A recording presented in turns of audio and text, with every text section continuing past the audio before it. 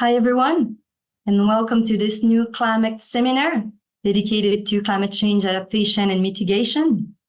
My name is Charmilino, and I'm project manager at Climate. I'm going to be the moderator of today's session. As you can see, the topic, today's topic will be about international sporting events. Here's the plan of the session. First, we're going to start with a presentation from Martin Müller and David Gogishvili. We're going to have a short Q&A of about 10-15 minutes. We're going to go on with Neil Beecroft's presentation with another Q&A of about 10-15 minutes. And the session should end at 1:15. As you can see, the seminar will be bilingual. Le séminaire sera bilingue, donc n'hésitez pas à poser vos questions en français, en anglais. Au besoin, je me ferai un plaisir de traduire. So we're going to have 2 Q&As, as I mentioned. When the time comes, don't hesitate to raise your digital hand or simply activate your camera and your microphone to ask your questions. The chat is also available if you prefer that option.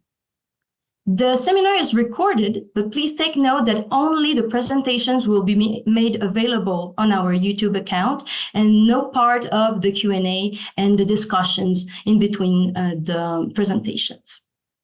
So without further ado, I will present our 2 first excellent speakers, Martin Müller and David Gogishvili.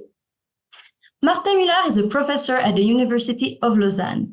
He is a geographer working on the sustainability of mega events such as the Olympic Games and the Football World Cups. He has led the creation of the world's largest database on the sustainability of the Olympics and the World Cups. David Gogishvili is a senior researcher in the Department of Geography and Sustainability at the University of Lausanne. He studies how mega projects, such as mega events and cultural flagships, move and unfold in the global East. He is part of a 4-year project entitled Sports for the Planets, which examines the sustainability of over 240 major sports events. I will stop sharing my screen and leave you the floor. Thank you very much, Charmili, for this introduction and for the kind invitation. And the interesting thing is that this invitation came at the right time, because when she reached out to us at the beginning of the year, David and I were working on questions of the climate and carbon footprints of the Olympic Games. So we decided to take this as a deadline to present to you what we have to present today. And the title slide here is one of the first attempts in which the Olympic Games tried to tinker with the climate, if you like. This is the Lake Placid Winter Games in 1980, where before the event, a few weeks before the event, there was still no snow. And they started to create for the first time in the Olympic Games artificial snow and store it in this snow mountain that you can see here. The Olympic Games are extremely dependent on the climate, and that's one of the reasons they should worry about climate and climate change. But why should society at large look at the Olympic Games for action on climate change? And this is also the title of this research center, Climate Action and Impact. We have at least 4 reasons why society at large should worry about the Olympics and climate change. The first one is that the Olympics are extremely visible. They're the most watched event on Earth, with a global viewership of more than 3 billion people, which gives them an unprecedented chance to broadcast a message to people around the globe. Second reason is that they have significant leverage. The Olympics are extremely important for the host cities, and this gives them a chance, at least theoretically, to affect transformation at a larger scale or to speed up processes of sustainability transition beyond the scale of the event. The third reason is that the Olympics claim to be an exemplar of climate change action. The International Olympic Committee sees the Games as climate action leaders, and we'll see later that they have made in 2020 significant commitments in terms of carbon emissions. And last and fourth, the Olympics are in their own right a major source of emissions, which creates a sort of paradox because they vitally depend on a stable and predictable climate, as many sports are typically practiced outdoors. think that's pretty obvious for the Winter Olympic Games. So we've seen Lake Placid. This is an image from Vancouver, the 2010 Olympic Games, where they carried truckloads of snow to the event venues. And simulations now show that a significant number of previous host cities of the Olympic Games are no longer able to host the Winter Olympics under current and future climate conditions. So this significantly reduces the list of eligible host cities for the Winter Olympic Games. With the Summer Olympics, this relationship between the climate and sports is perhaps less obvious at first glance. But when you consider that even there, most sports are held outdoors, it is the high risk of heat waves that constitutes a major risk factor for the Summer Olympics. The event in the picture is the Tokyo 2021 Olympic Games, which were the hottest Olympics on record with temperatures often exceeding 30 degrees Celsius. And therefore making competitions, especially for endurance events like the marathon, extremely risky for athletes. And there are also significant heat wave risks for Paris 2024 this year. So sports is extremely vulnerable to climate change. But despite this fact, there is little knowledge that we have about this interface between sports, climate change, and action against climate change. So that is the starting point of our research project, this lack of important knowledge. And we were looking at four things more precisely.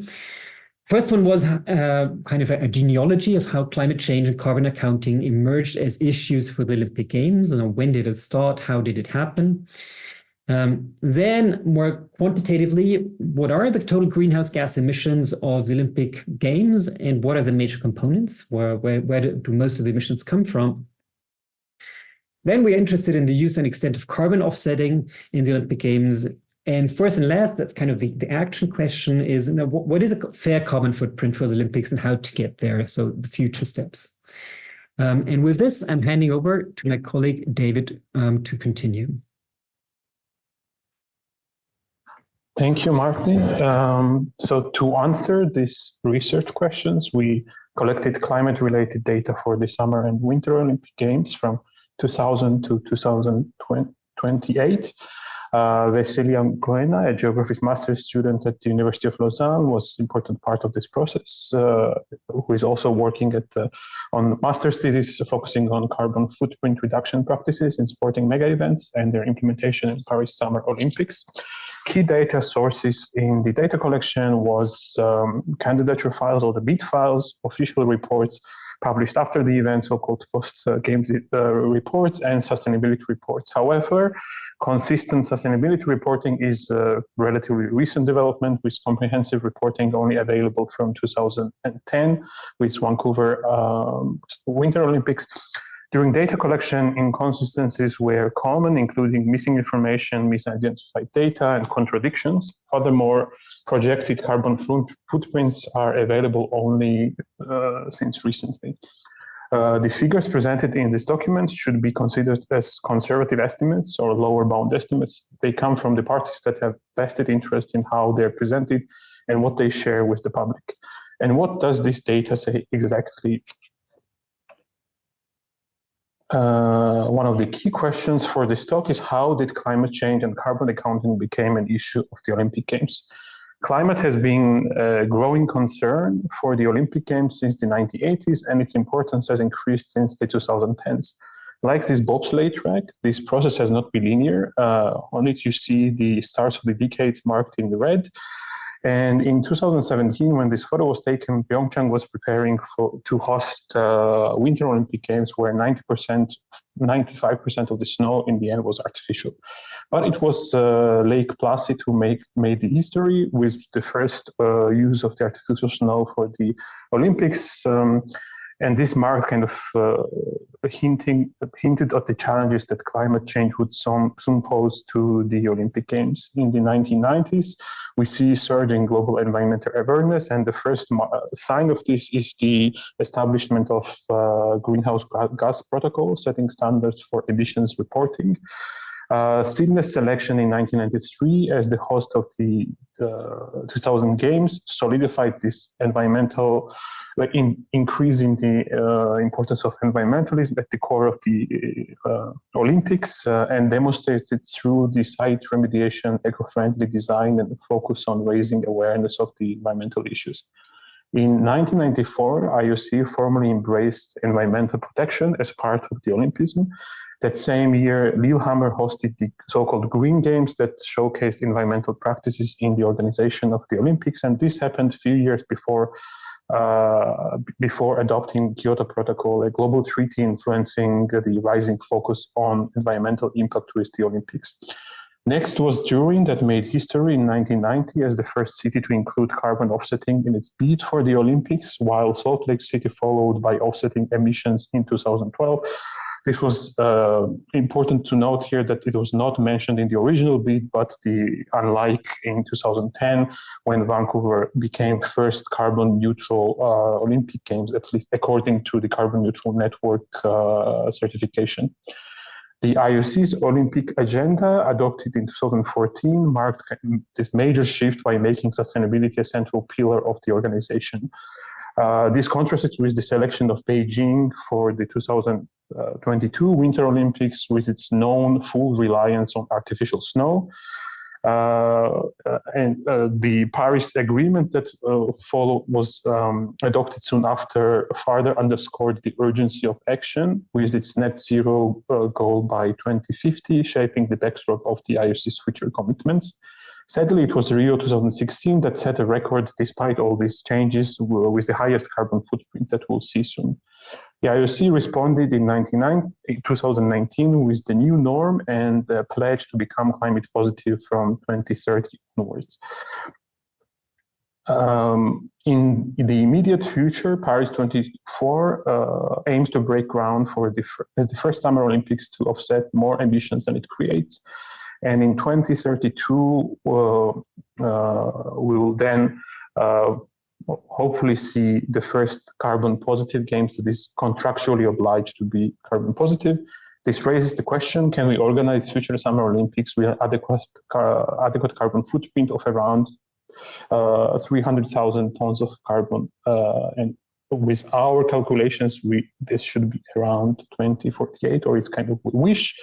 We'll go back to this soon. For this to happen, first host cities and the IOC need to be able to account and report carbon that is emitted in preparation for the Games. When the climate concerns have been growing for decades, carbon accounting became part of the hosting of the Olympic Games relatively recently. As I said, Salt Lake City made history as the first Olympic Games to offset carbon emissions.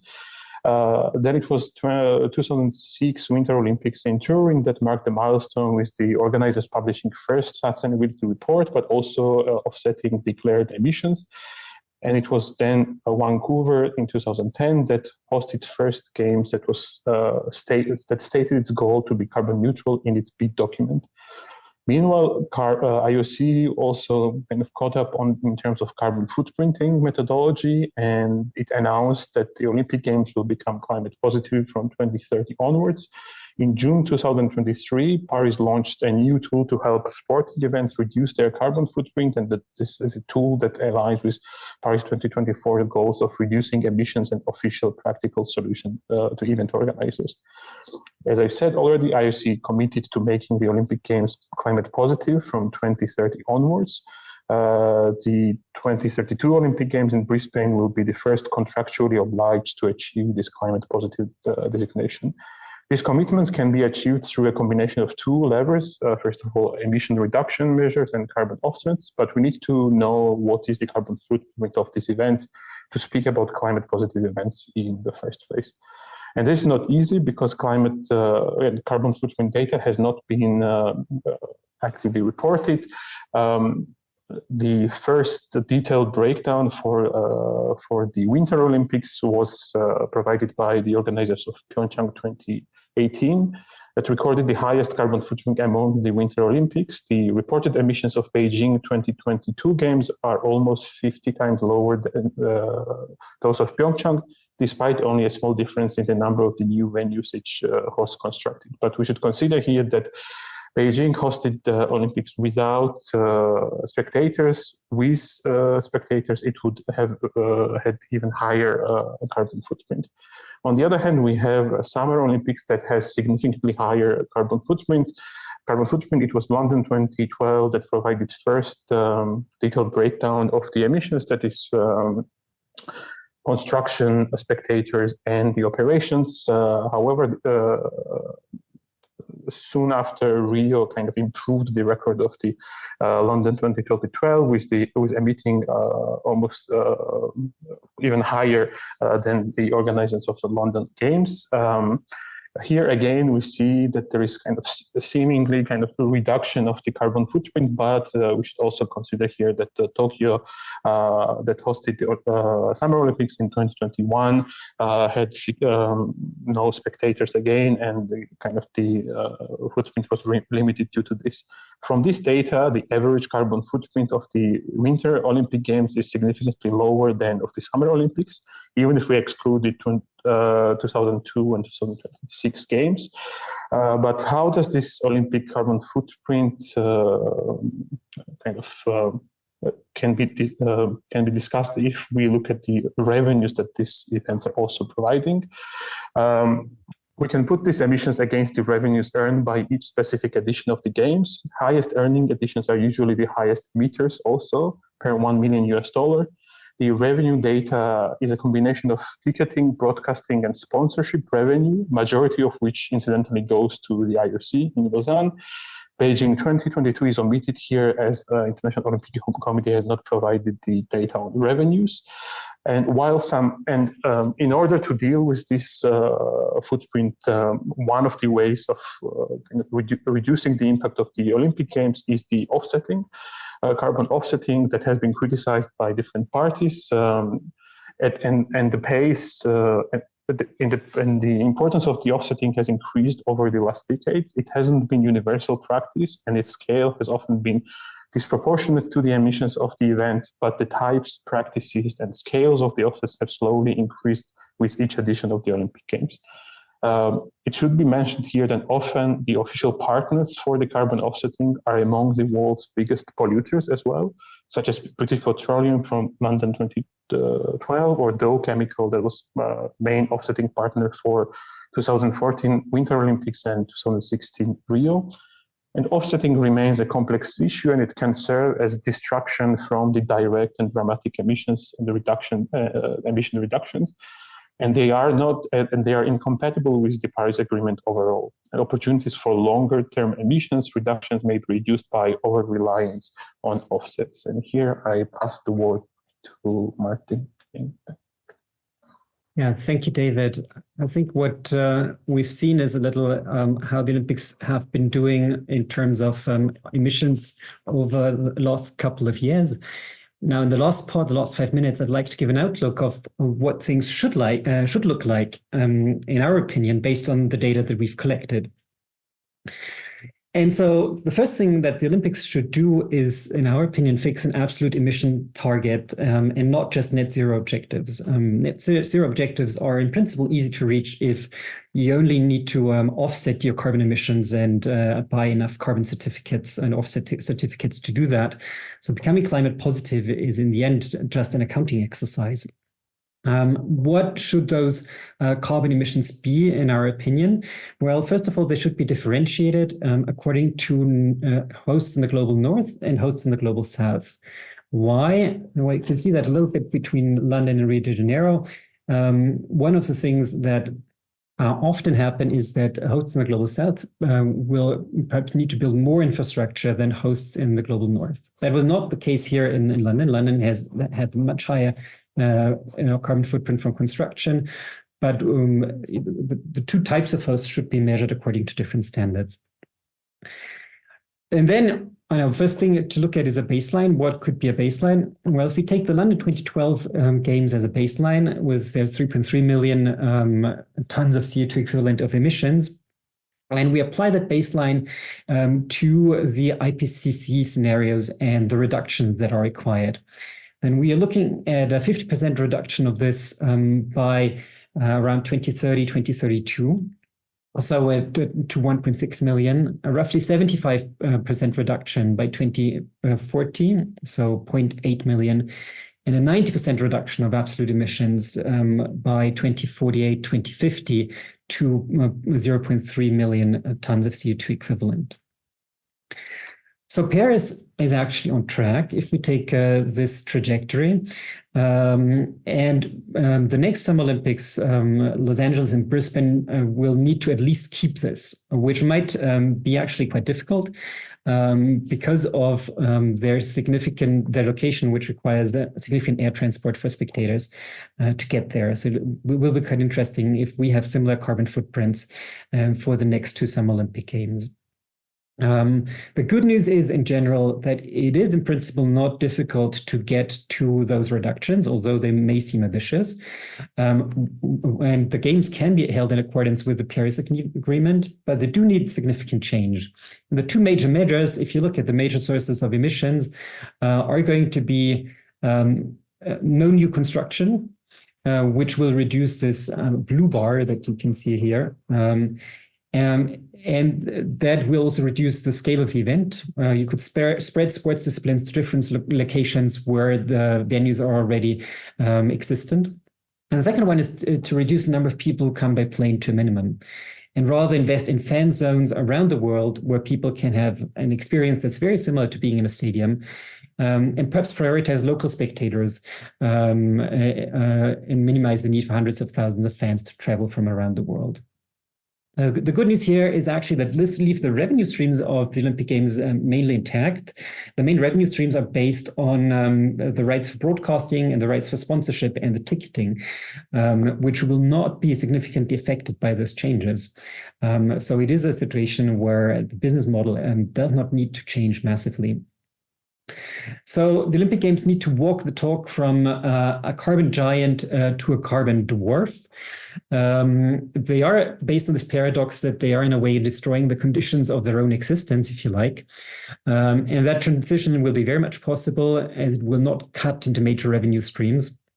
And I would even argue that it will increase inclusivity, another dimension of sustainability, social sustainability, as more local residents would have the chance to go see Olympic competitions.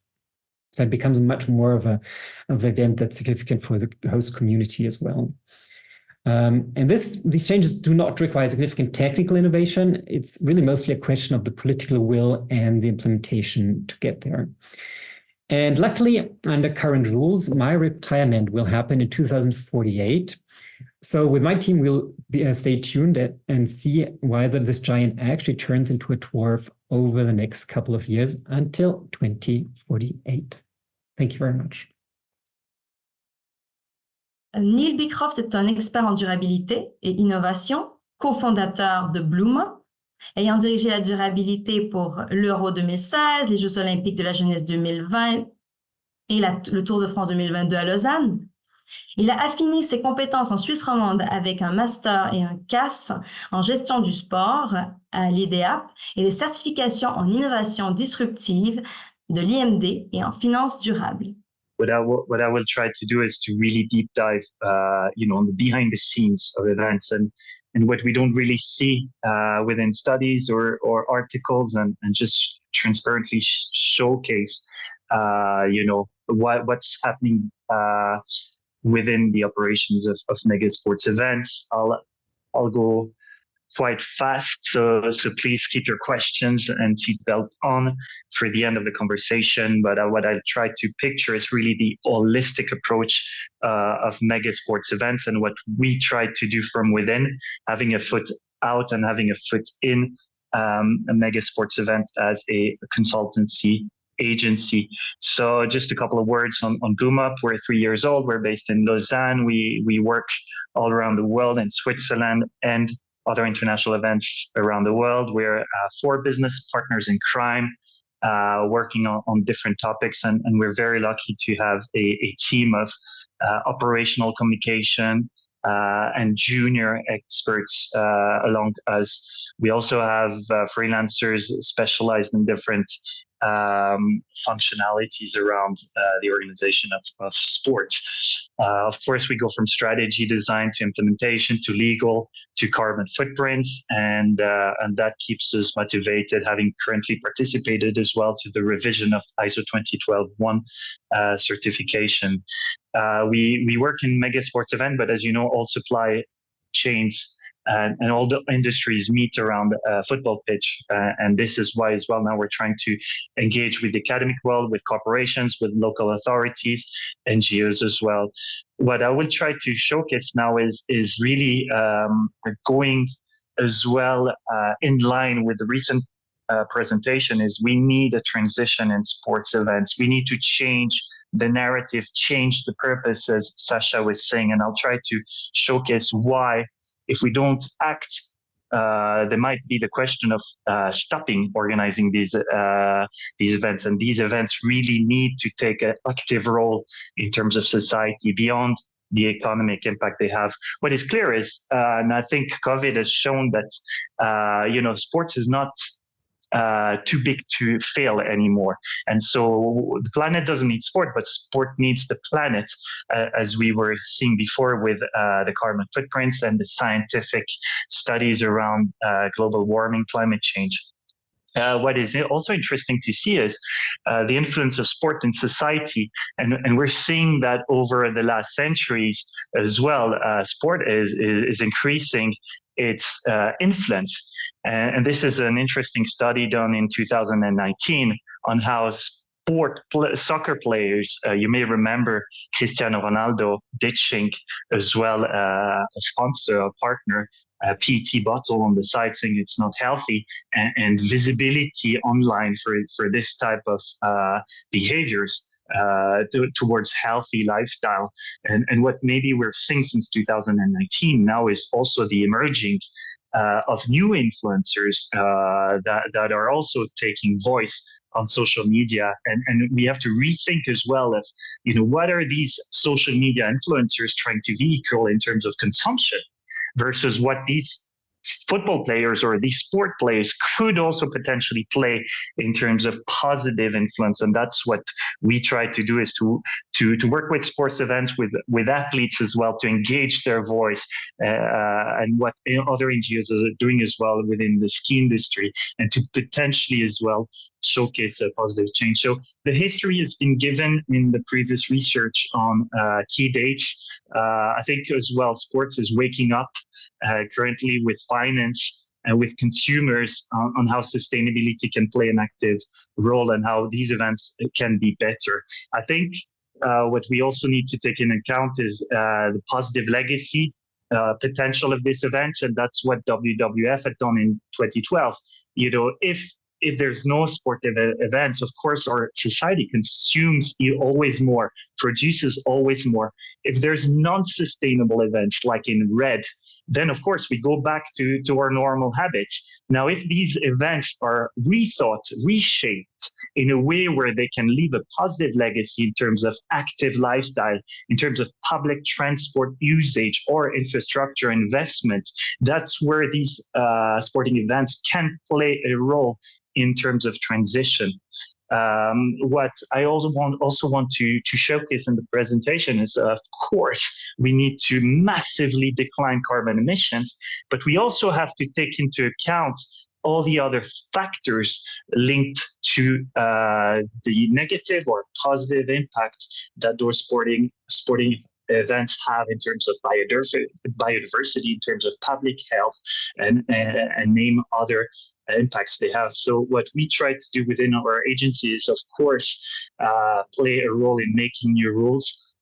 We need innovation, we need academic research, and we need all stakeholders to play a role in terms of reducing the carbon footprint, but also regenerating biodiversity or other health factors that can play a role in terms of social inclusion. The bad news has been shared before. Of course, we're not hitting the targets in terms of carbon footprint, and we need data. And I think that's a clear outcome of the presentation before, is, the lack of data and the lack of coherence in terms of methodologies. And of course, it's different to organize games in Rio versus organizing Winter Olympic Games in Russia. And the data management needs to be enhanced. So we can have a methodology, but how we collect data, how we visualize data, how we have third parties coming to challenge this data is key. And I think that's where we need to play a role, and that's where the academic, the innovation, third parties need to come in place in order to render this data transparent. And that's where we will have concrete data to reduce and to upscale, hopefully, other tools. So we have developed our own tools in-house based upon, of course, protocols, international protocols, ADEME, which you may know in France, UK standards, and that's how in-house we try to work on this.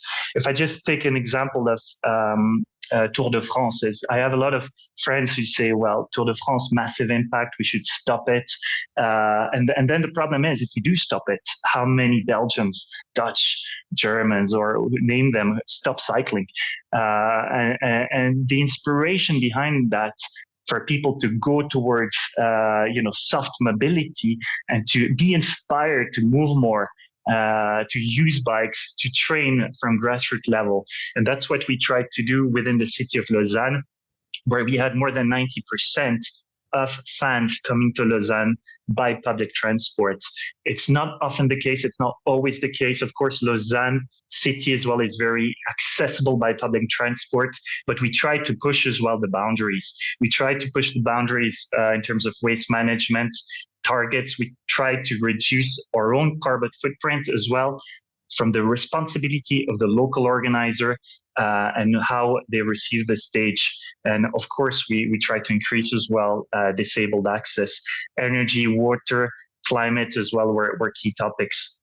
Courchevel-Méribel, maybe from some of you who are ski fans as well. So going beyond what the International Ski Federation said, we measured the footprint.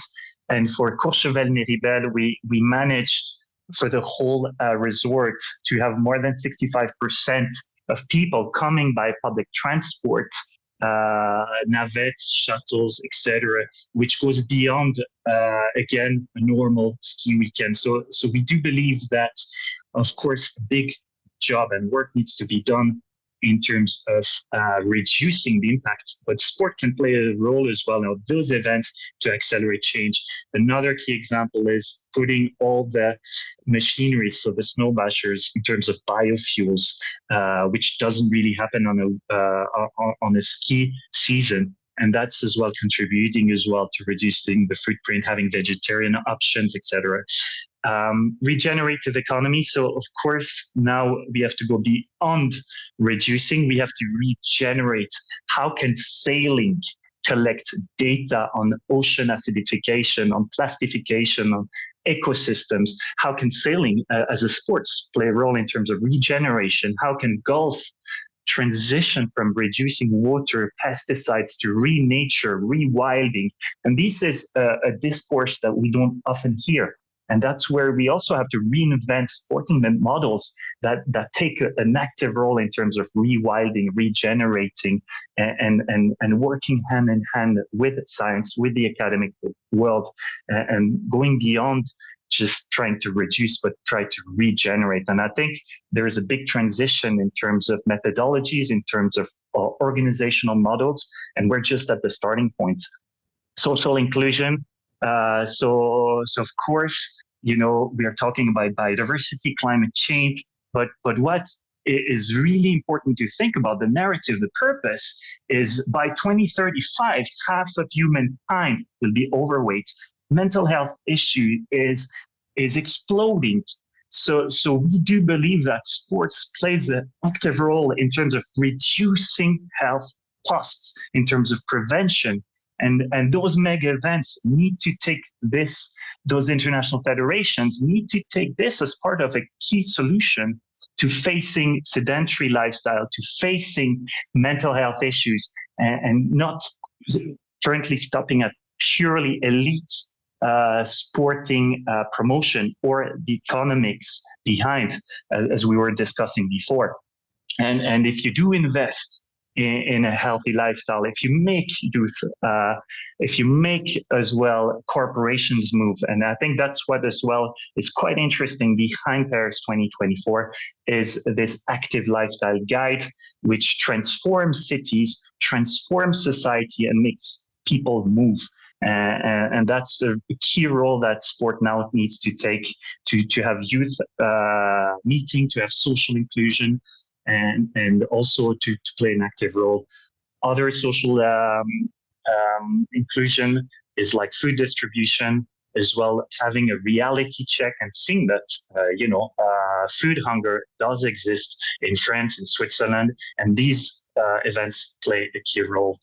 Thinking about social inclusion as well, how can we have a Swiss team in summer that is also representing the reality of our nation? In terms of Paralympics, will one day the Paralympics go faster than the Olympics? And we are at a key point now where we're seeing a transition. And just to quickly bounce back on the question before, in terms of organizational matters, now we need to mix and blend the organization of those two events in terms of signage, in terms of organizations. And Paris are the first games that are starting to rethink of how it can become one game. It can become one organization. It can become one logo. And in terms of materiality footprints, this will take a key role to reduce the impact, is by blending those two games in terms of organization, in terms of print, signage, transport, everything. So I think that's also a big opportunity as well to take part in those big social issues as well. Sports can be as well the showcase of putting in place new practices which society is currently experimenting, which the academic world is leading in terms of how our society now is evolving. Gender equality as well. How can we push, promote, or catch a bit or delay in terms of gender equality? What is really interesting is as a Swiss citizen, we also need to look at our own mirror. And maybe Zermatt was a showcase that, we're not perfect. We're not leading. Everyone was challenging Beijing, but if you look not too far away in Alaya Bay, we have surf in Valais. So it's important as Swiss citizens or as part of the Western world to not just challenge Qatar, not just to challenge Beijing or Russia, but also to look here and say, how can we improve our own society, our own sporting events, and our own human rights issues? Now, if we think about this, how do we make the mix with the economy? Of course, as you're seeing a decrease in mental health, we're seeing a decrease in healthy and sedentary as well health, then maybe we can take part in this economy and play a key role in reducing health costs by investing in sports, by making those mega events inclusive. Why don't we make fans walk? Why don't we make fans move? Why don't we make fans play together? And this is something that we need to rethink in terms of model. Same thing for circularity, etc. So of the donut model. These are really the new ways of thinking, where we need to rethink the model. We need to realign partners, principles, purpose, as Sasha was saying, and reassess performance, also based on science-based targets, as the previous presentation shown.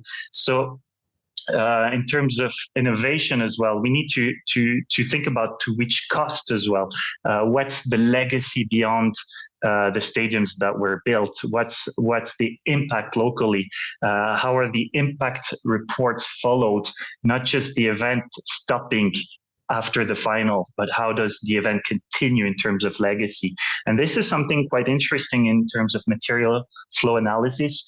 If you look at Paris, they're invested for the first time in terms of resource management planning and finding a flow for every material behind. So the new norm was a big change. We built big stadiums, and then we realized we could use existing stadiums.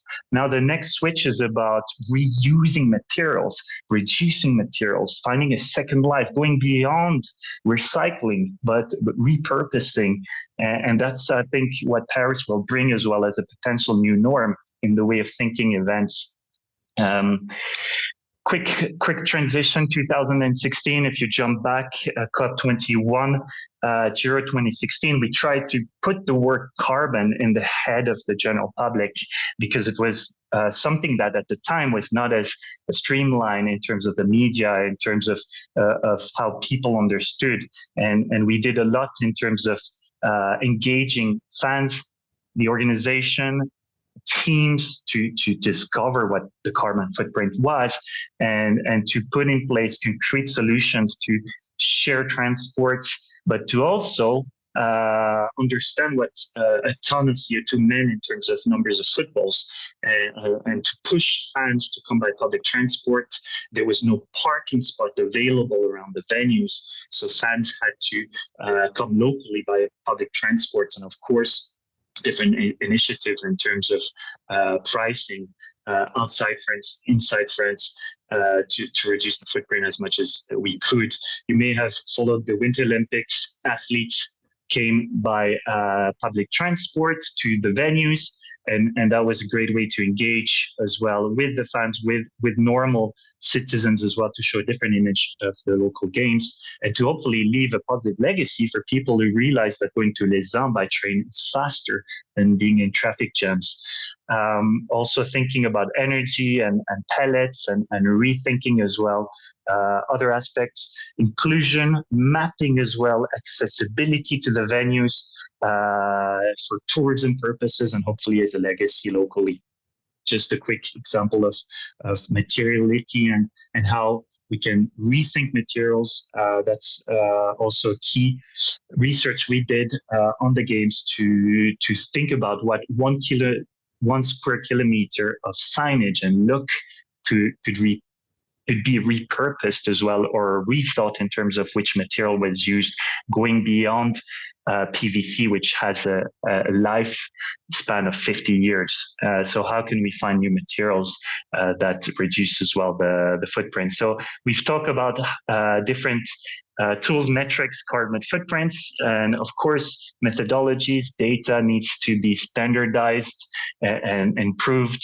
We need to think now about social return on investment more than ever. Otherwise, we might just have people saying there's no need for any mega events and we need to stop because the footprint is too big, which is currently the case. But we need to now rethink how we reduce to the max and how we increase as well the social return on investment. ISO 20121 is being rethought, repurposed, and hopefully will play a big role in that to reduce the footprint. So just as a conclusion and as a question to the audience is, can sport be an opportunity to take part in or to accelerate the solution of a transition? Which player do we want to be? And I do fully go in line with the conclusion of the other presentation before, is rethinking and decentralizing maybe the mega sporting events where we have local events that play or are being played in equal as well conditions. And that means that we reduce to the max the transportation of international fans. We try to purely go towards public transport solutions locally. And I think that's where we really need to rethink the model and to bring new events, because if we go to Brisbane, people will fly internationally. But if we keep people in Brisbane, we keep people in Paris or South America, and we try to find equal chances of competing, maybe that's where we need to rethink the model. Thank you very much for your attention.